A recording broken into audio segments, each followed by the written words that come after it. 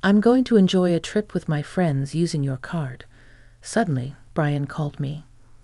I had noticed he'd been coming home late and chatting with Nicole, acting strange. Was he planning something with her all along? I suspected they teamed up for a scheme, but thankfully I was prepared.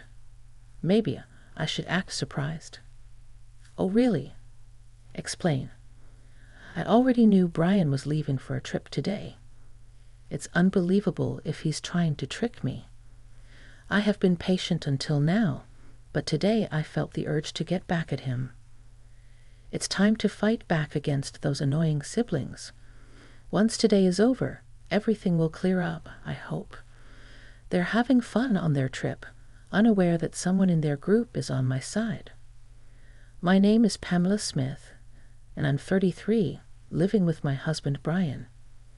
After high school, I started working at my current company, gained experience, and got certifications. Being valued for my certifications and my track record, I got a lead position at 21. Even though I'm younger than Brian, I'm his superior at work. I trained him and 2 others. Brian joined the company a bit later, and despite being close in age, I became his supervisor. We started dating, and our relationship became typical. After moving in together, I noticed Brian's sloppiness. We got engaged, and Brian proposed that I become a stay-at-home wife. He had a dream of me handling the house, and he wanted kids soon. I expressed concerns about finances and not quitting my job even after having kids.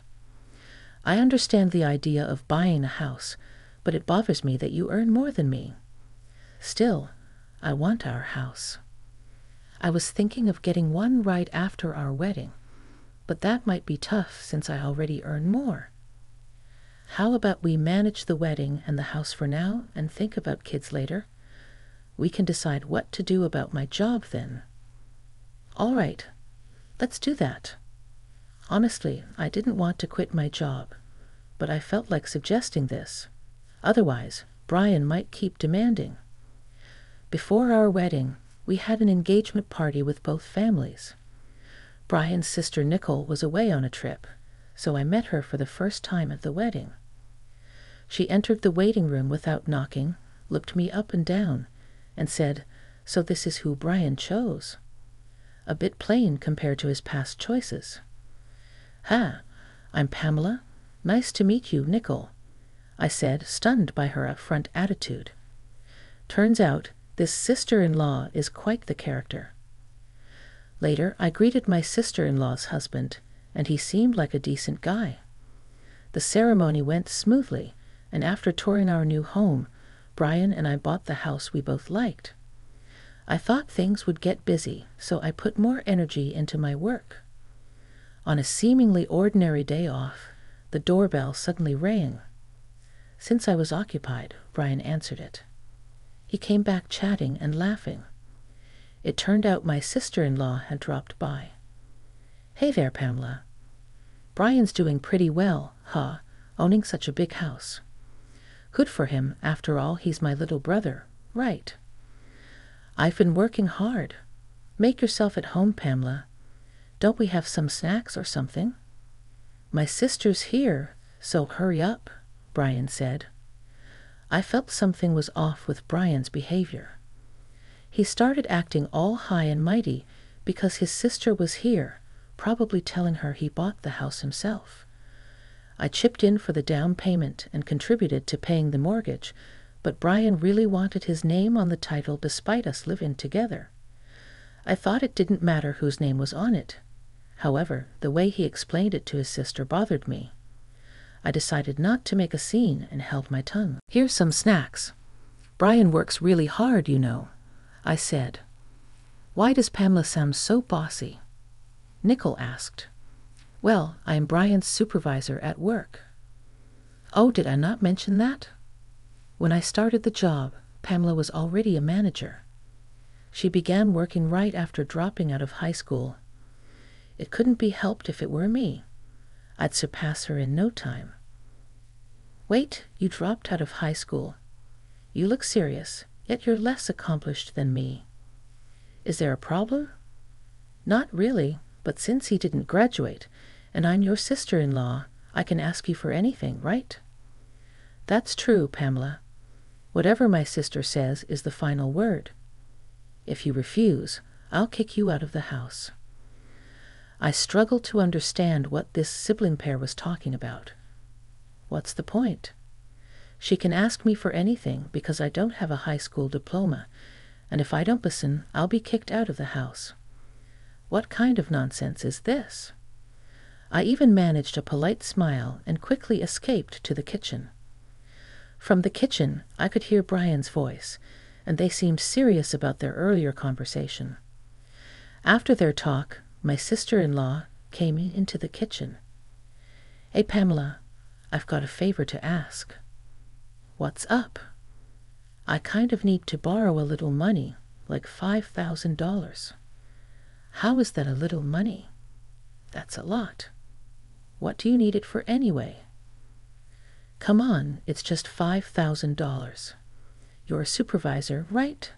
You must have a good salary. All right, I needed to cover the remaining renovation costs. Brian told me to hand over some money. He claimed he'd lend it to his sister Nicole and said I should ask you. Why would he decide that without asking me? Listen, Pamela, either give me the money or I'll call the boss right now and tell him you want to quit. Which one do you prefer? All right, Nicole. I'll lend you the money, but on one condition. We need to draw up a promissory note. Even though we're family, I want it in writing. So when you come to get the money, make sure to bring your ID with a picture, okay? Oh, such a hassle. But fine, if you're going to give me the money, I'll be over tomorrow night. So I decided to lend my sister-in-law the money. I had this gut feeling that getting her to sign a promissory note was essential. Even though Nicole grumbled, she did bring everything I asked for the next day. But seriously, I never knew how much Brian was spoiled by his sister until we got married. It's just ridiculous. I bet no matter what I said, it wouldn't have made a difference. Later on, I found out Nicole used the money to buy designer stuff. Once I lent her money, she kept asking for more without any hesitation. Of course, I made her sign a note every single time. In a month, she had borrowed about $112,000 from me. Just when I thought this was becoming too much, I got called into the boss's office. Turns out, they wanted to promote me from a supervisor to a manager. I was over the moon, excited to share the good news with Brian, who had taken the day off. I'm home, Brian. Guess what? Welcome back, Pamela. You seem really excited. What happened today? My boss called me in, and guess what? He asked me if I wanted to be the department manager. My goal has always been to become the head manager, so I'm super excited that I'm getting closer to it. Huh, wait, what? Pamela, you're getting promoted? I don't get it. Did you accept the offer? Well, yeah. I've told you about my goal before, right? Hold on, you should have asked for my permission before making such a decision. Plus, I've told you I wanted you to be a stay-at-home wife, haven't I? How come you're getting promoted, and I'm still stuck at the same position? Doesn't that seem odd? That's not my fault. I've made it clear that I don't want to quit my job. Why you can't get promoted is beyond me. Shortly after, Brian made a call, and I assumed it was to his older sister. Sure enough, a few minutes later, his sister arrived. Hey, I heard you stole Brian's promotion opportunity. What's the big idea? No, I didn't steal anything. At our company, promotions are based on performance. So you're saying Brian's incompetent at his job? How dare you look down on him as his wife? This is ridiculous. Let's go grab some barbecue on her dime. They rummaged through my purse and took my bank card. I tried to resist, but they were 2 against 1, and I ended up being restrained. The 2 of them left laughing, and tears welled up in my eyes. I shouldn't have married such a man. It's too late for regrets. I need to find a good divorce lawyer. That night, Brian didn't come home. The next day, when I went to work, Brian had already arrived and came up to me with a smug look, saying, "Yesterday was a blast. Eating on someone else's dime is the best. Thanks for the treat." When he handed me the receipt, I saw he'd been to an upscale barbecue restaurant, and the bill was $1,200. There were also receipts from luxurious bars that totaled an unbelievable $6,000. I wanted to snap back, but more and more employees were coming in, so I held my tongue. On my way home, I checked how much was withdrawn from the bank, and to my shock, it was $88,000. I confronted him when I got back. "Brian, what were you thinking? Taking out $8,000 for fancy barbecue and luxurious bars?" "It's my money, and it's what I had saved for my single days. I just got home, and you're nagging me about money. Money from your single days?" "Don't know, don't care. Can't do anything about it now since I've already spent it." He said that and ran into the bathroom. That's it. I'm definitely going to divorce him. I went to see a lawyer over the weekend. Several weeks have passed since then, and the preparations for the divorce are progressing steadily. Ever since that incident, Brian has been coming home late, and he leaves the house in a hurry on his days off. I was getting suspicious and thought about hiring a private investigator, when I got a call from Kevin, my sister-in-law Nicole's husband. "Hello, is this Pamela's number?" "Yes, Kevin, it's rare to hear from you." "Yeah, it's been a while. Anyway, is my wife there, Nicole?" "No, she's not here." "I see. She's been coming home late and leaving without telling me on weekends. She said she was at Brian's place when I asked her yesterday." "Oh, I see. Brian's been acting the same way. Maybe they're both going somewhere together. It's none of my business anymore, so I don't really care." "Oh, and Kevin, I had something to tell you as well. Can you hear me out?" "None of your business anymore? What do you mean?" "All right, go ahead." I told him everything that happened about the money I lent to my sister-in-law and everything else. Upon hearing this, Kevin sighed and said, "Is that so? I'm sorry about my wife. To be honest, I've been at my breaking point and considered getting a divorce, but I just couldn't take action." "Why not use the evidence I've gathered, Kevin? You should get a divorce too. It's not fair for you to be in this situation. Let's give those selfish siblings who spend money recklessly a taste of their own medicine. Yeah, let's work together on this. Oh, by the way, I think Nicole and the others might be planning a trip. She mentioned that she had urged him to take a long vacation, and there were travel brochures on Pamela's vanity. Curious, I decided to look inside the shelf that Brian had always told me not to touch. Sure enough, I found travel brochures and club cards.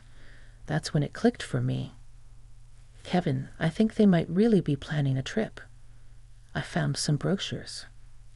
I've got an idea. As I explained the plan, Kevin laughed and agreed to go along with it. We decided to coordinate further via text and ended the call. I also sent him some potential evidence that could be beneficial for the divorce and meticulously planned our next steps. 2 weeks later, early one morning, Brian left the house. I knew about it since Kevin had informed me the day before. A few hours later, Brian called. "I'm going to have a blast on your card with my sis and friends." He had been coming home late and sneakily making calls with Nicole. I had sensed something was off. I suspected they were up to something. Good thing I have prepared. Maybe I should act surprised. "Mine? What do you mean?" "Explain. Seriously, you didn't notice. We planned this trip ages ago. Kevin was just our backup plan in case something happened. We felt you've been getting too arrogant lately and talked about teaching you a lesson. Got it? Now you can't stand up to us anymore. I don't have to tolerate this any longer. I've been patient for so long. A little payback isn't too much to ask for. I don't feel anything anymore, not even a shred of emotion. Brian, what did you say earlier? I told you about your debit card, right? Huh? I have my card in my wallet, though. What are you talking about? Because here it is. Wait, what the heck is this? You just noticed? Slow on the uptake, huh? Didn't you take my old gym membership card from the fitness club I used to go to? It's the same color and same stiffness. Oh my God, it does say fitness club. But I swear when I checked it, it was definitely a debit card. Are you sure you didn't just mix them up? Hey, I heard everything because you're on speaker. What's going on? Brian brought a fitness membership card. I'm sure I saw my debit card. Ah, so it was a scheme by Nicole and Brian, huh? I'm so disappointed. Actually, last night I switched the debit card with the membership card. Seems like you didn't check this morning and just went with it. What? Dude, what the heck are you playing at? No, I should be the one asking that, Brian. Tough break, huh? Don't get too cocky just because you're my stepsister. Got it? You'll remember this when we get back. I've got gifts waiting for both of you when you come back. You trying to bribe us? I won't accept anything but cash. Well, we'll see about that. Look forward to it. That's beside the point. What should we do now? Oh, Pamela, can you send me some money? I hung up the phone. I didn't need to hear any more. Then I got a message from Brian saying, you better send it. Okay? Or worst case scenario, we still have Kevin here, you know. I simply replied with, is that so? And went back to sleep. I was woken up by the ring of my phone in the afternoon. Looking at the screen, there were an incredible number of missed calls and messages. First, I called my brother-in-law and then answered Brian's call. Hey, finally, send the money ASAP, please. It's so cold. I think I'm going to freeze. The reason they're cold is because they're in Alaska. Considering it's February, you can imagine it must be freezing if Brian and his group are saying they're cold. Seems like my plan worked. Really, you said Kevin would help, right? Or is he not there? What? You know something? Anyway, it's freezing and Kevin's not here. Should I clue you in since you and Nicole teamed up? Kevin? And I did too. Simple, right? Now, do you get why I entertained you guys for so long? On that first call, to buy time. And Kevin, he hopped on another plane and is coming back here. I hung up once I got word he boarded the plane. Got it? What's your deal with my husband, huh? Don't tell me you're wrong. We teamed up to get back at you. Now find your own way back. See you. And with that, I hung up. Kevin should be arriving here soon. I decided to call in my lawyer. We had our final meeting regarding the divorce before Brian and the others would return. Why did I gather everyone here? I was sure Brian and the group would confront me. A few hours later, as soon as Brian and his group returned, they started yelling. Pamela, hey, what the hell?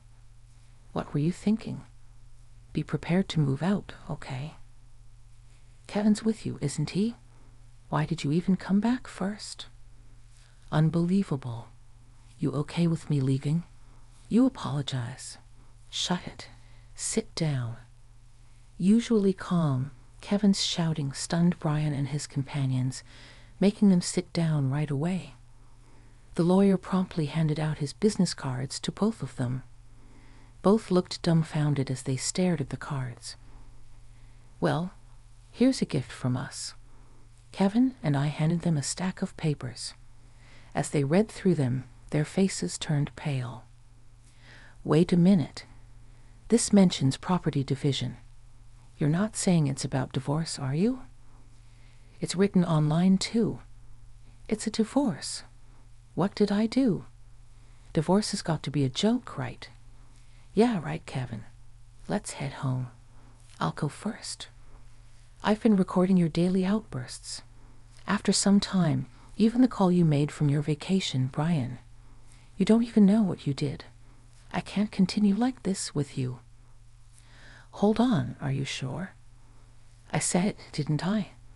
I'm demanding half of the down payment from when we bought the house, the rest of the mortgage, and the repayment of the savings you spent from when I was single, Nicole. You spent the money you borrowed from me and also withdrew from my savings with Brian, right? You're going to repay that. No, wait, Brian, didn't you buy this house? And I never borrowed or used any of it. That's a false accusation, Nicole. Please go through everything. There's a promissory note in there for the amount you've borrowed so far. No way. I don't know anything about this. If there's no proof, I'll do this with this scrap of paper. Brian stomped on the recorder. Nicole tore the paper into pieces and threw it away, and then the two of them looked at us with smug expressions. Look here, first of all, Brian, even if you do that, there's still data on the computer. And Nicole, that wasn't the original document. What the hell are you two doing? Oops, indeed. You two don't think things through. Nicole, I have a claim against you too, spending all the savings and such. And say hi to that guy you got close to at the bar. Both of them were shamelessly crying on the spot. The amount I billed Brian was a total of $115,000.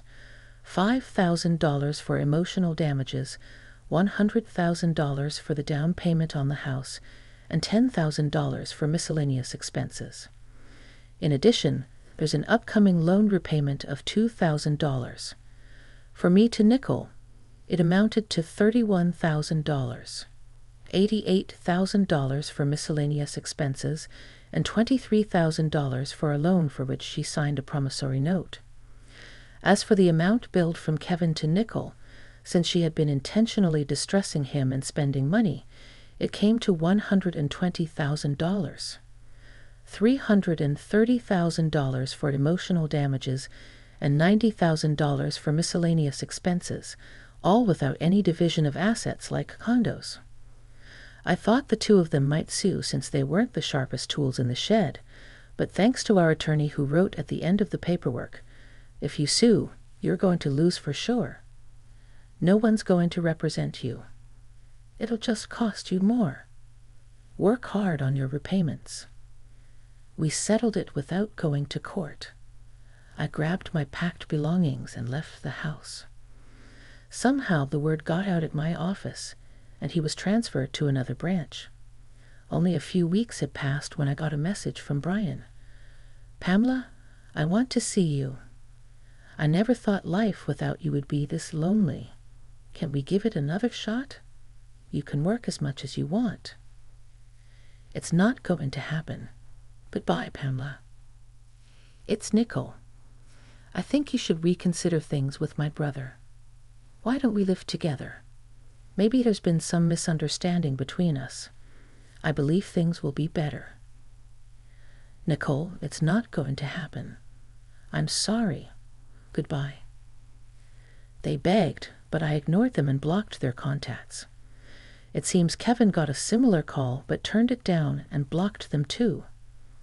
Sometime later, when I passed by my old house in a taxi, I saw it was already up for sale since the repayment was done in one go, and I'd blocked all communications. I have no idea how they're doing now. As for me, I moved out and bought a condo. Work's been going well, and my boss recently told me that I've been promoted to regional director, a position I've always aimed for. I've also been out to eat with Kevin a few times. He's a bit older, but we click, and our conversations flow easily. Things feel just right now between us, and we think alike. Life's been good since the divorce. I'm glad I got divorced. What happened between me and Kevin after that is a story for another time.